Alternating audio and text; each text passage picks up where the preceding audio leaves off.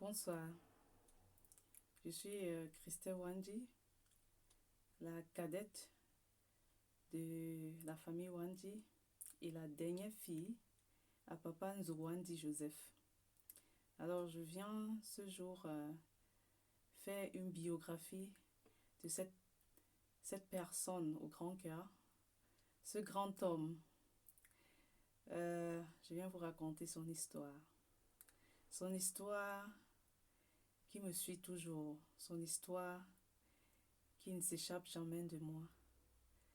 Alors, j'ai décidé d'en parler avec mes frères et mes sœurs, de parler de ce que lui, il était. Peut-être mon histoire pourra aider certains parents, certains papas à pouvoir aimer, chérir, aimer d'un amour profond leur enfant, leur famille, parce que mon histoire avec papa, c'est quelque chose de inimaginable, inimaginable et inoubliable parce que ça me suit toute la vie, ça va me suivre toute la vie. C'était une histoire en fait exceptionnelle, une histoire du vrai amour, du vrai amour. Et voilà. Oui, je vais vous parler aujourd'hui de mon papa, Nzouwandi Joseph, ancien chauffeur Cotonec. La Cotonec, c'était une entreprise française qui livrait les poissons, des poissons d'eau douce. Alors mon papa était chauffeur dans cette société. Il gagnait pas mal sa vie. On était, euh, nous n'étions pas riches, mais on avait quand même un peu. On pouvait s'offrir le minimum. Euh, je suis la dernière, la cadette. Alors, j'ai pas eu beaucoup de chance de profiter de la jeunesse de papa. Papa m'a eu, il était déjà un peu avancé en âge, mais le temps passé avec lui, tout ce moment que j'ai passé avec lui, c'était juste euh, inoubliable. C'était un waouh. Je n'ai jamais vu un homme comme papa. Euh, D'autant plus que nous sommes nés en Afrique. Vous savez, vous-même en Afrique, la mentalité africaine est du genre père-fils, c'est un peu distant. Et il n'y a pas cet amour, euh, comment je peux dire ça? Il n'y a pas cette symbiose, il n'y a pas cette symbiose entre le parent et l'enfant. Et chez papa et moi, c'était différent. Nous avions une complicité très forte. Nous avions une complicité très forte, une symbiose très forte. Euh, Avec lui, je pouvais tout dire. Lui me disait tout. Moi, j'étais même étonnée parce que je me rappelle quand je suis allée voir papa pour la première fois que j'ai eu mes règles, c'est lui qui m'a montré comment ça se passe. Et on ne trouve pas un homme comme ça en Afrique. On ne trouverait pas un homme à cet âge venir montrer à sa fille comment ça se passe, ce que c'est que le cycle menstruel. On ne trouve pas. Donc, j'ai eu cette complicité-là dès le départ avec mon papa. Papa, souvent, on blaguait chaque fois. C'est un très grand blagueur. C'est un blagueur de ouf, quoi. Pour ceux qui connaissent Nzouwandi Joseph de Fenkeso, Tabac Fissi. Alors, ils savent de qui il s'agit. C'est un blagueur. C'est un blagueur. Toujours en train de te faire rigoler. Il dit rions-nous, amusons-nous, blaguons-nous, car nul ne connaît ni l'heure ni le jour. J'adorais ce propos, même comme je ne connaissais pas la forme, j'étais encore très jeune. Et il avait toujours tendance à nous dire des choses en parabole, en proverbes, beaucoup de proverbes, qui nous poussaient à être très mûrs avant le temps, à être intelligents et très éveillés. Papa m'a montré beaucoup de choses. Il m'a appris beaucoup de choses. Il m'a formé, pas comme une femme ou bien une fille, plutôt comme un homme qui doit prendre soin de sa famille. Donc j'ai été éduquée comme un homme. Parce que papa m'a formée en beaucoup euh, de choses que aujourd'hui, papa m'a forgée comme une lionne. Il m'a, il m'a façonnée d'une manière, euh, avec une force de lionne. Ouais. Si je suis lionne aujourd'hui, si je, j'ai décidé de créer, de créer cette marque, la puissance. C'est la puissance que papa a mis en moi, que je reflète. Je lui ressemble beaucoup et j'en suis fière. Dans beaucoup de thèmes, dans beaucoup de choses, je ressemble à papa et j'en suis fière de ce qu'il a fait de moi. J'en suis tellement fière. Papa nous a appris que la vie n'est pas facile, qu'il faut, qu'il faut savoir se battre dans la vie pour obtenir quelque chose. On n'a jamais eu quelque chose avec facilité. Il nous a appris à travailler. Euh, Filles comme garçons, hein. Mes sœurs aussi, pareil. Moi, je me rappelle, j'étais au village à la retraite de papa. Je suis rentrée au village avec mon frère jumeau. Et là, c'est où papa nous a forgés comme des lions, comme des lions et des lionnes. Alors, il nous a appris à chaque fois qu'il partait n'importe où, on devait être derrière lui. On devait l'aider à faire ce qu'il avait à faire. On devait. C'était une obligation. Papa a creusé la route de Bungu jusqu'à Fenkesu, jusqu'en sortant vers Mangala, seul, tout seul, avec les mains, la pioche, les brouettes, la pelle. Nous étions là. C'est nous, avec papa, qui faisions tout le travail. Et on a pu créer une route où la moto passait. Après, il a agrandi la voiture qui passait. Et c'est aujourd'hui une route principale de Bungu.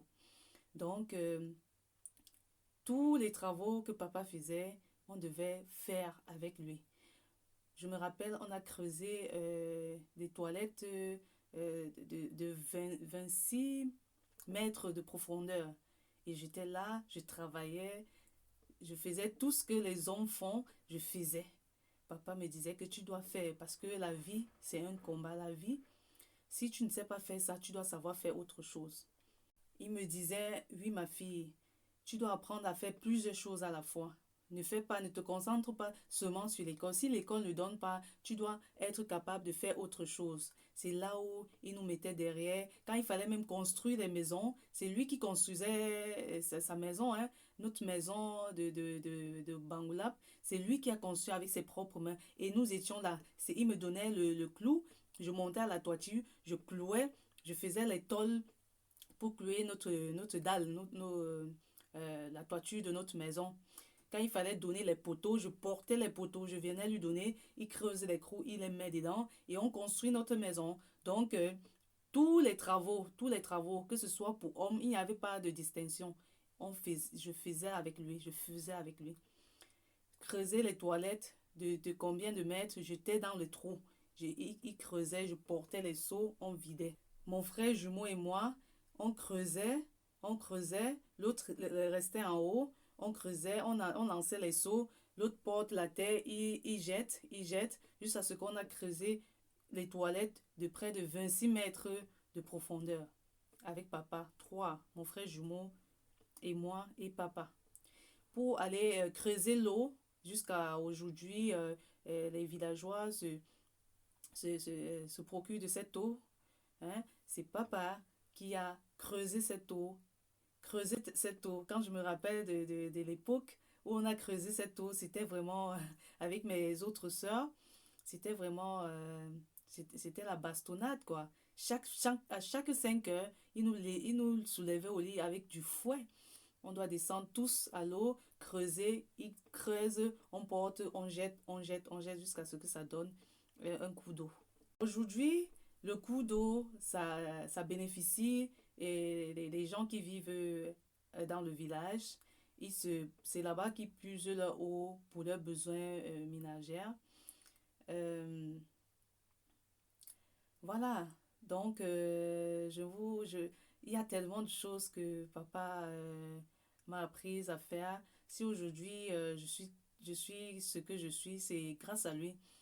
Je ne me focalise pas sur une seule chose. Je fais plusieurs choses à la fois. C'est parce qu'il m'a appris à faire plusieurs choses à la fois. Que si cette voie ne donne pas, tu puisses être capable de prendre une autre voie. Et si l'autre voie ne donne pas, tu as encore la possibilité de prendre une autre voie. Tu as plusieurs voies, tu as du choix à faire. Donc c'est ça que papa m'a appris. Papa était quelqu'un de formidable. Il était quelqu'un toujours joyeux.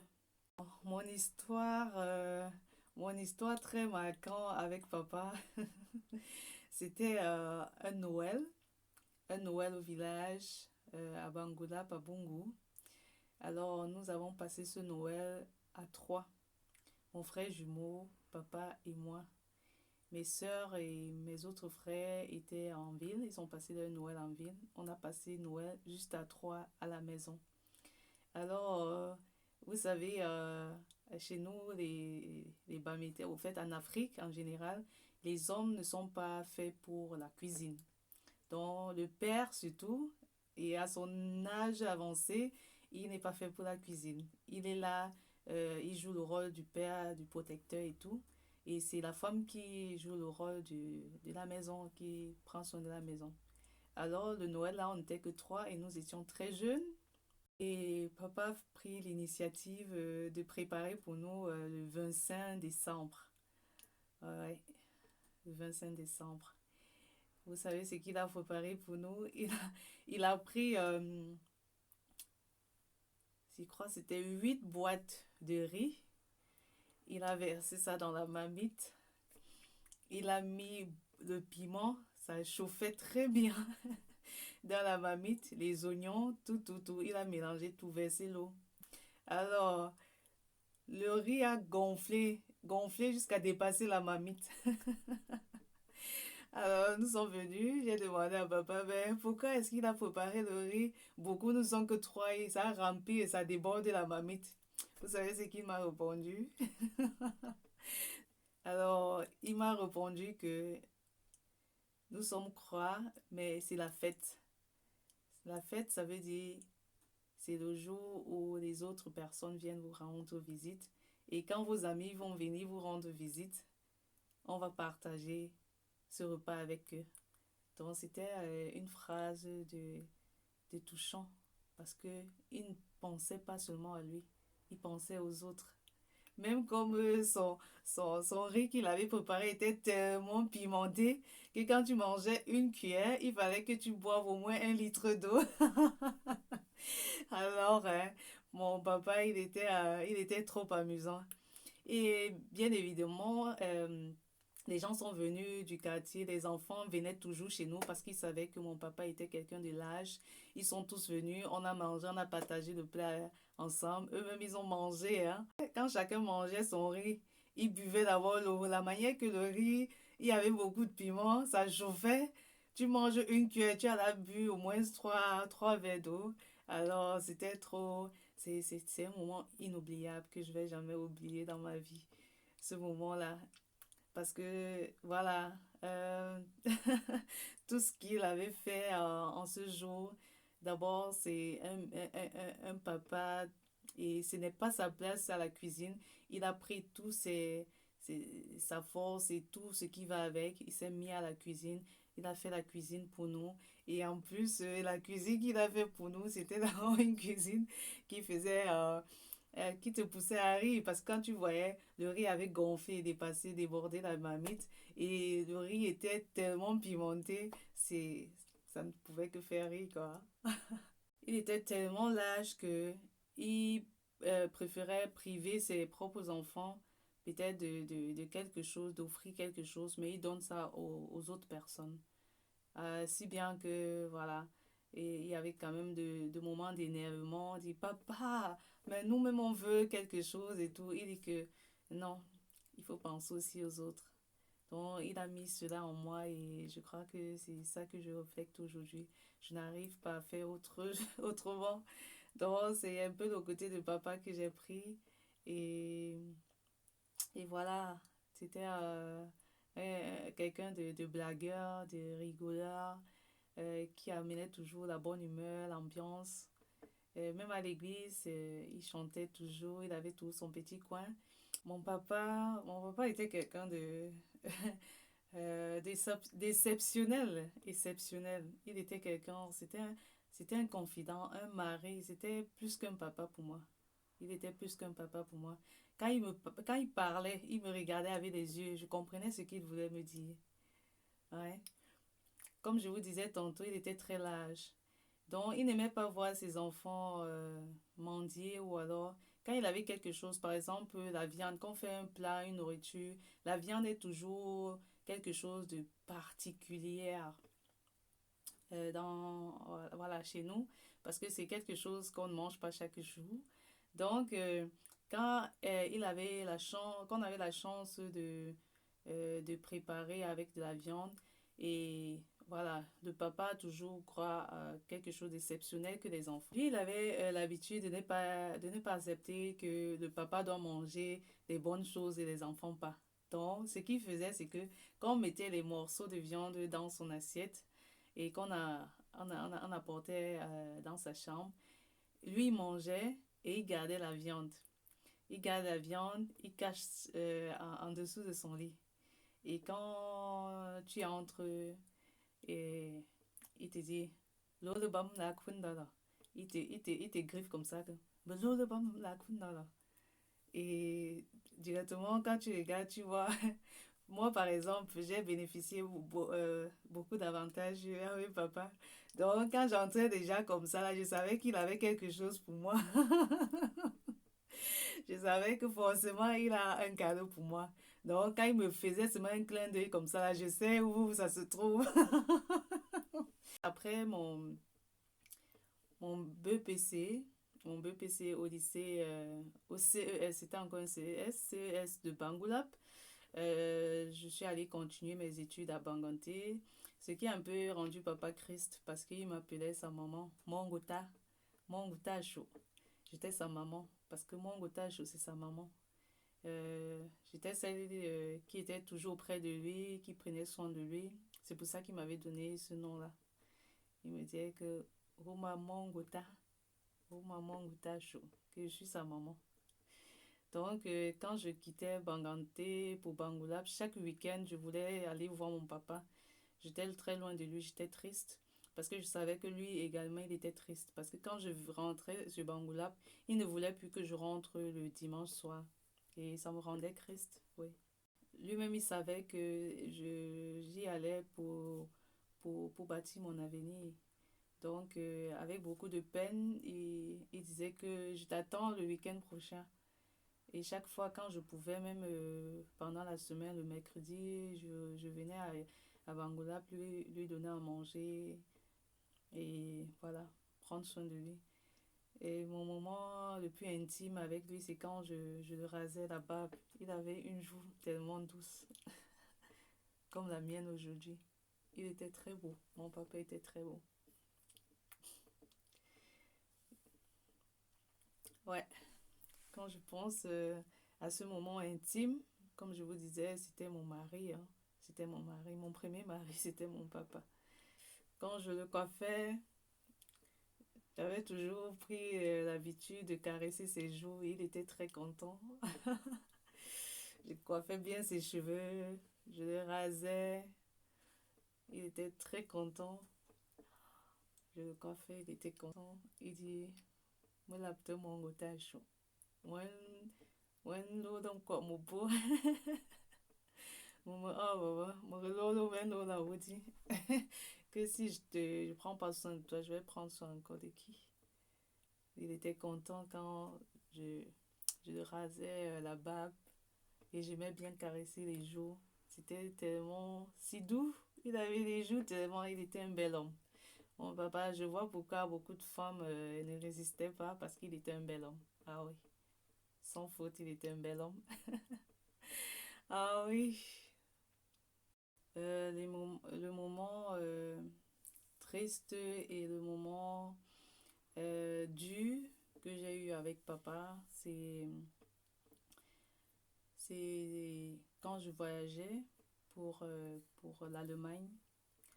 Et quand j'ai eu mon visa, papa était très malade.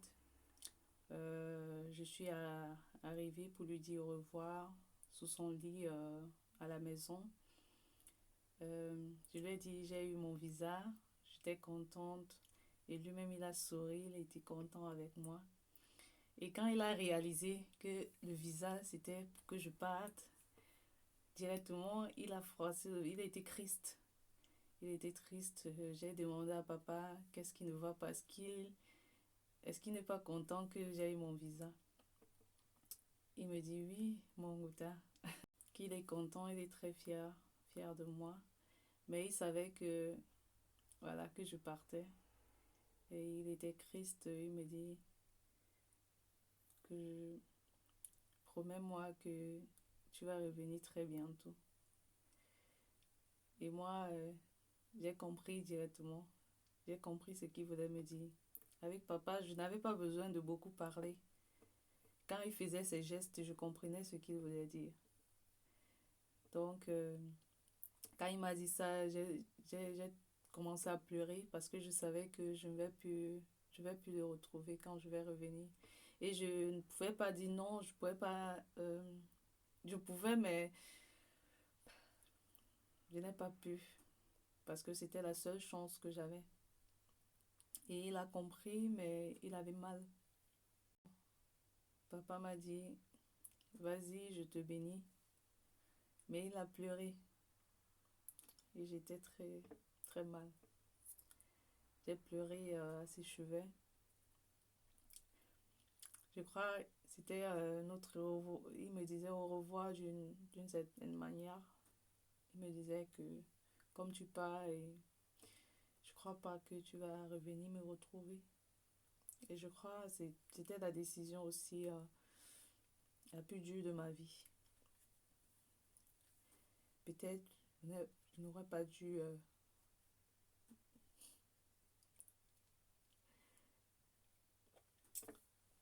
Pardon.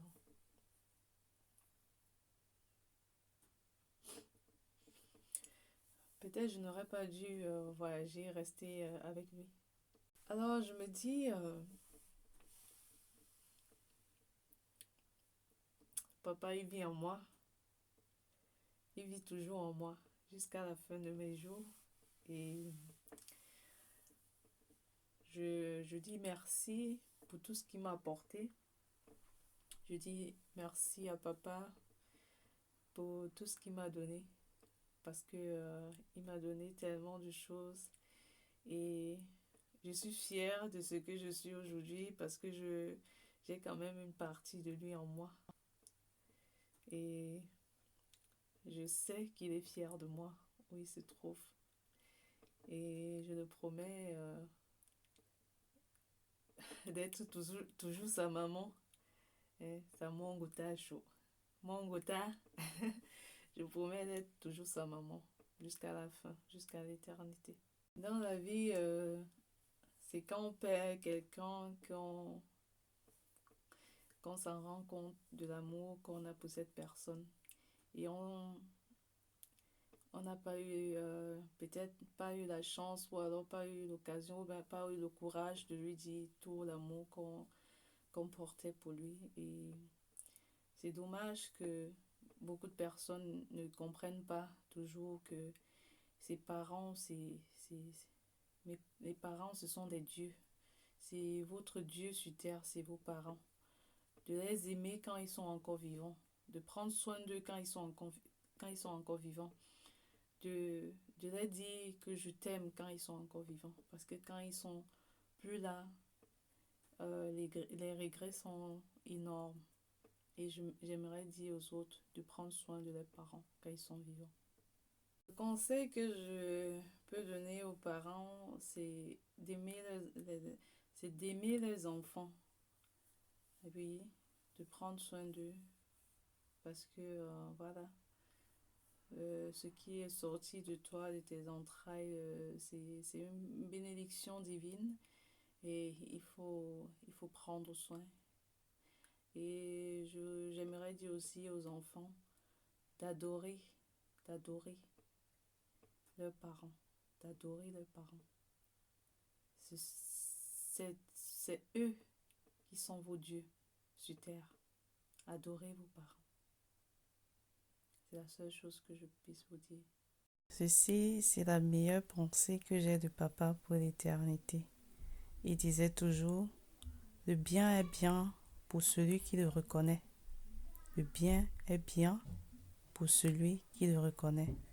Me pour, nous menzalen me pour là. Me pour. C'est difficile de témoigner quelqu'un qu'on a tant aimé, quelqu'un qui a fait partie de toute sa vie, quelqu'un qui a fait partie de toute ton enfance, quelqu'un que tu as aimé très fort et qui t'a quitté. Il s'agit ici de mon papa chéri, Tanyin Sopouandi Joseph. Cet homme qui m'a quitté aujourd'hui il y a de cela 8 ans. J'ai jamais su dire feu.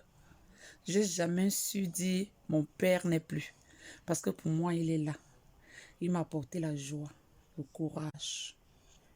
Il m'a apporté beaucoup de choses. C'était un homme très très comique. Avec lui, qui ne riait pas aux éclats. Avec lui, qui ne s'amusait pas. Avec lui, qui ne mangeait pas à sa faim ou buvait à sa soif. Qui n'a pas connu Zouanzi, Tabafissi, comme nombre de personnes l'appelaient, le connaissaient.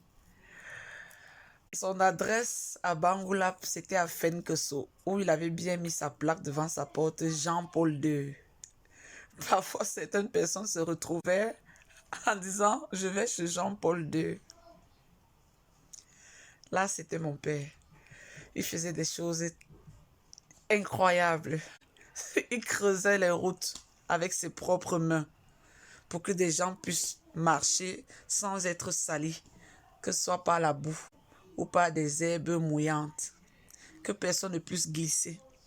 Il creusait de l'eau pour qu'on puisse avoir une eau propre, potable. Il faisait des choses tellement... Oh, j'ai jamais vu. Mon père était un guerrier. Un monsieur qui aimait trop faire la propagande. Et les gens dans le village, au quartier, disaient Taba fils ne mka de tam yor son yak mababut sebe Amerika la mababut sebe Europa ba Asia ba am yor ka de but meni ba docteur moube ingénieur moube ci moube ça. Oh, pour lui c'était une façon d'apporter le sourire aux yeux au cœur des gens. Il avait toujours la main tendue. C'est un homme qui ne mangeait jamais seul. Il invitait tout le monde à sa table. Il suffit que tu passes devant sa porte, même si tu ne le salues pas, c'est lui qui va se précipiter. Il te donne n'importe quel éloge.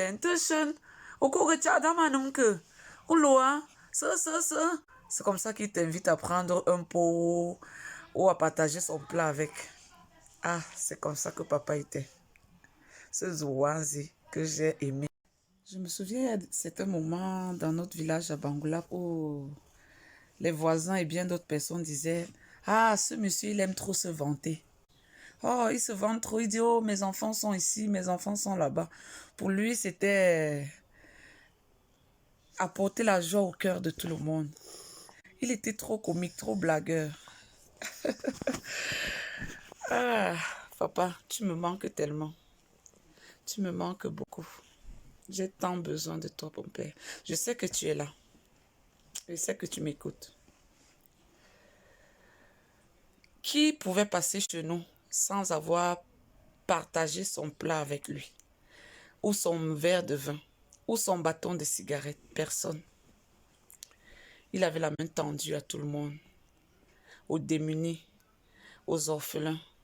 Il était très accueillant.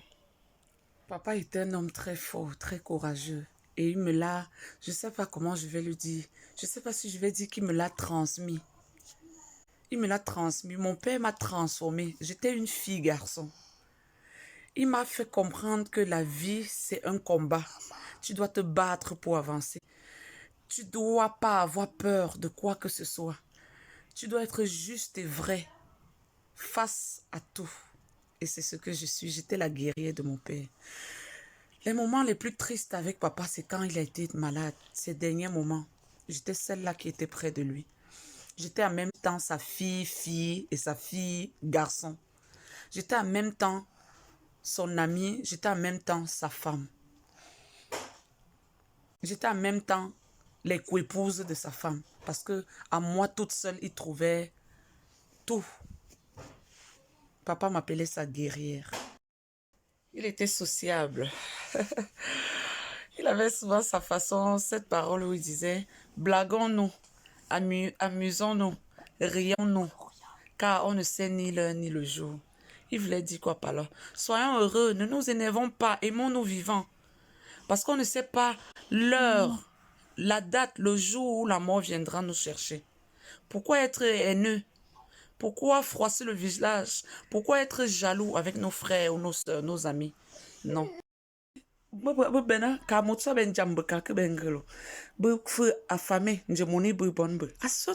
Choisir un bon restaurant, on s'assoit, on mange, on boit notre bon vin avant de rentrer à Bangoula. Et c'est ce qu'on faisait. Je me souviens quand je vais faire des études à Yaoundé. Qu'est-ce que papa faisait? S'il m'envoie un colis, il va emballer l'argent. Il ne part pas Western Union, Express Union, rien. Il prend une cabosse de cola. Il enroule l'argent, il l'attache dans le plastique. Il met dans la cabosse de cola comme si c'était une cola. Une cabosse de cola, bien sûr. Et il met les bananes, les bâtons de manioc, le tapioca, tout dedans. Et il envoie l'agence. Ou il donne même à quelqu'un de venir me donner. La personne ne sait pas qu'il transporte beaucoup d'argent avec lui. Quand je récupère mon colis, celui me dit que tu as vu ton argent que j'ai mis dedans. J'ai dit, oh papa, je ne vois rien. Tu m'envoies la cola, je vais faire quoi avec la cola?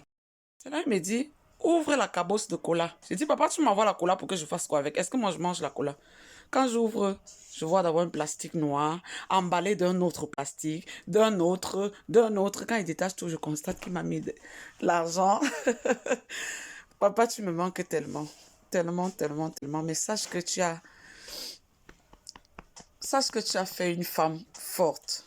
Si je suis restée homme dans ton cœur, sache que tu as un homme guerrier qui s'est toujours battu grâce à toi, qui ne s'est jamais laissé faire face aux obstacles de la vie et qui continue de se battre.